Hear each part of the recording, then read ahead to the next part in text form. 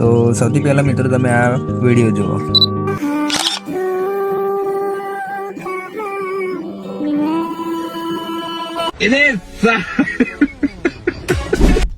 તો આ વિડીયો મિત્રો અત્યારે ઇન્સ્ટાગ્રામમાં ખૂબ જ ટ્રેન્ડિંગમાં ચાલી રહ્યો છે। તો આ વિડીયોને એડિટ કરવું કંઈ અઘરું નથી। એના માટે તમારે મિત્રો જેનું પણ એક પેજવાળું બનાવવું હોય તેને એક સ્ક્રીનશોટ લઈ લેવાની છે। તો હું પહેલાં એક સ્ક્રીનશોટ લઈ લઉં। તો મેં એક ફેક પેજની સ્ક્રીનશોટ લઈ લીધી છે। ત્યારબાદ એક તમારું પેજ લઈ લેવાનું છે। તો તે પેજની પણ સ્ક્રીનશોટ લઈ લેજો, કાં તો એડિટ કરી દેજો। તમને એડિટ કરતા ના આવડે તો પણ એક મસ્ત રીતે તમને શીખવાડી દઉં। તો એના માટે મિત્રો તમારે આવી જવાનું છે હોનસ્ટામાં। આ એપ્લિકેશન તમારી જોડે ના હોય તો મારી ટેલિગ્રામમાં પણ હું સેન્ડ કરી દઈશ, ત્યાંથી તમે ડાઉનલોડ કરી શકો છો। એપ્લિકેશન ખોલી લેવાની છે। તો ચાલો મિત્રો હું ખોલી લઉં। ત્યારબાદ મિત્રો તમારે પોતાની પ્રોફાઇલ પર આવી જવાનું છે।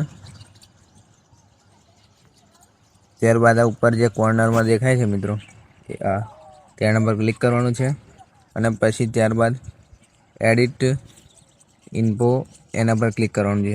અહીંયા ત્યાં ક્લિક કરશો મિત્રો, ત્યારબાદ તમે ગમે તે લખી શકો છો। ધારો કે હું લખી દઉં આવી રીતે કંઈક, જોઈ શકો છો મિત્રો।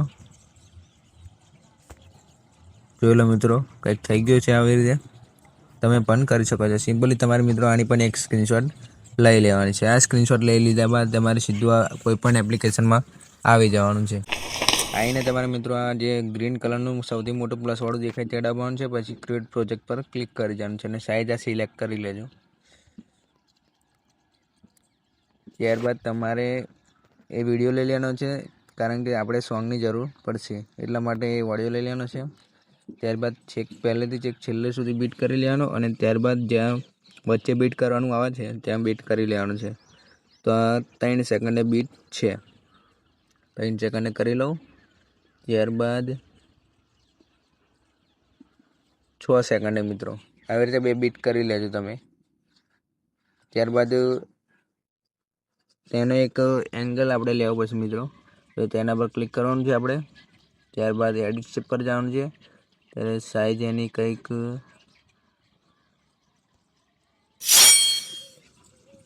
સાઈઝમાં જેમ મિત્રો તમારે એક્સ તમારે 550 કરી દેવાનું છે અને વાય 360 કરી દેવાનું છે। ચાલો હું કરી લઉં, તમે પણ કરી લેજો। આટલું થઈ ગયા બાદ મિત્રો તમારે જેનો પણ વિડીયો બનાવવો હોય, કોઈ પણ સેલિબ્રિટીનો, તેનો ફોટો એડ કરી લેવાનો છે। હું તમને બતાવવા માટે ખાલી નરેન્દ્ર મોદીનો લઈ લઉં છું। ત્યારબાદ અહીંયાથી આવી રીતે કરી દેવાનું છે। ત્યારબાદ અહીંયાથી થોડો ઘણો એનો મોટો શેપ આપી દેવાનો છે। ત્યારબાદ આવી રીતે નીચે લાવીને આ ફોટાને છેલ્લે સુધી લંબાવીને અહીંયા નીચે લાવી દેવાનો છે। આવી રીતે થઈ જાય એટલે બંનેને સિલેક્ટ કરી મિત્રો અહીંયા એક સાથે દબાવજો મિત્રો, એટલે સિલેક્ટ થઈ જશે। ત્યારબાદ અહીંયાથી આ જે આઇકન દેખાય તેના પર દબાઈ જવાનું છે। તો કંઈક આપણો ગ્રુપ થઈ જશે આવી રીતે। તો ત્યારબાદ આને ડુપ્લિકેટ કરી દેવાનું છે, કાં તો કોપી લેયર પણ કરી શકો છો। ત્યારબાદ અહીંયા બીજી બાજુ પેસ્ટ કરી દેવાનું છે। ત્યારબાદ અહીંયાથી લંબાઈ દઈને તમારી લેન્થ જોઈ લેવાની છે, કોઈની નાની ના થઈ જાય એટલા માટે। એટલું થઈ ગયા બાદ તો મિત્રો તમારે અહીંયા પછી એડિટ ગ્રુપ પર જવાનું છે। ત્યારબાદ આ સ્ક્રીનશોટને ઉપર ક્લિક કરી કલર એક્સ ફિલ્ડમાં જવાનું છે। ત્યાં ગયા બાદ મિત્રો તમારે તમારી પ્રોફાઇલનો ફોટો લઈ લેવાનો છે। મેં કંઈક આવી રીતે એડિટ કર્યું છે। ગઈકાલે મિત્રો તમારે હવે અહીંયા જે એક શેપ આવવાનો છે તો તેના પર ક્લિક કરી અહીંયા શેપ ઉપર જવાનું છે। ત્યારબાદ અહીંયાથી ફિલ કમ્પેરિઝન એરિયા કરી દેવાનું છે। જોઈ લો મિત્રો આ લખેલું રહી। તો આટલું થઈ ગયા બાદ મિત્રો તમારે અહીંયાથી લેન્થ તેની આટલી રાખવાની છે। ત્યારબાદ મિત્રો તમારે અહીંયાથી બ્લેક કલર સિલેક્ટ કરવાનું છે। ત્યારબાદ અહીંયા એક કી ફ્રેમ લગાવવાનું છે સૌથી પહેલાં, અને એક લાસ્ટમાં કી ફ્રેમ લગાવવાનું છે।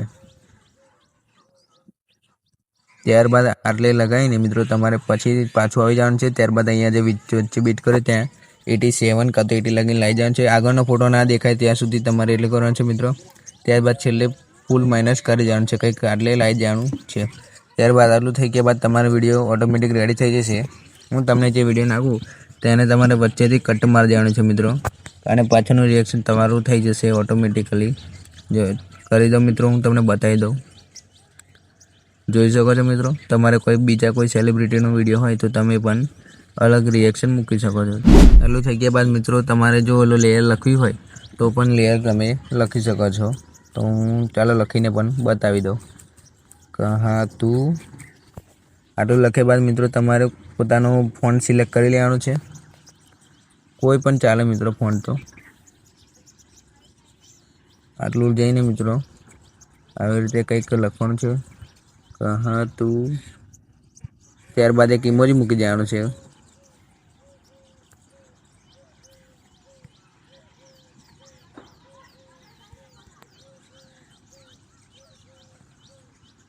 ચાલો આવી રીતે કંઈક ઇમોજી પણ મૂકી દઉં. તમે પણ મૂકી દેજો.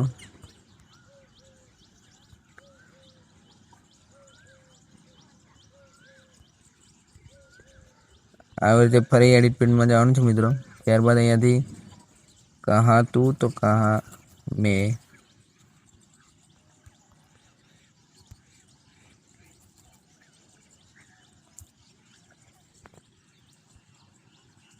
જોઈ શકો છો મિત્રો. તમારે અહીંયાથી પણ આ જે શેપ લાવવો હોય તો તમે લાવી શકો છો મિત્રો. સૌથી પહેલાં પણ લાગશો તો કંઈક અલગ જ દેખાશે. જોઈ શકો છો.